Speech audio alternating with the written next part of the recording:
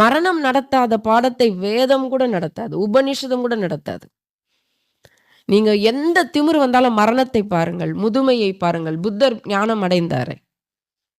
ஒரு மரணத்தை பார்த்தார், முதுமையை பார்த்தார், நோயுற்றவனை பார்த்தார். இது 3ம் பார்த்தா நமக்கு திமிரு வருமா? இதே போல நோய் நமக்கும் வரும், முதுமை நமக்கும் வரும். பழுத்த இலைய பார்த்து குருத்த இலை வந்து ஏளனம் பண்ணுச்சுன்னுவாங்க. இந்த குருத்த இலையும் நாளை பழுத்த இலையா மாறப்போகுது. இன்றைய பழுத்த இலை நேற்றைய குருத்த இலை, இன்றைய குருத்த இலை நாளைய பழுத்த இலை. இதுதான் நீதி. இதுதான் இயற்கை நியதி. மாறவே மாறாது. அப்ப அந்த 3 விஷயங்கள் இருக்குல்ல, பிணி, மூப்பு, மரணம். பார்த்து கூட மனிதனுக்கு எந்த பயமும் இல்லையேன்னு தான் மகாபாரதத்தில் தர்மர் அந்த யக்ஷனிடம் சொல்லுவார். எனக்கு மிகப்பெரிய அதிசயம் என்பது இந்த மனிதர்கள் நாளுக்கு நாள் ஒவ்வொரு மனிதனும் மரணம் அடைவதை பார்த்து கூட இவனும் மரணமடைவான் என்கிற சிறிய ஞாபகம் கூட இல்லாம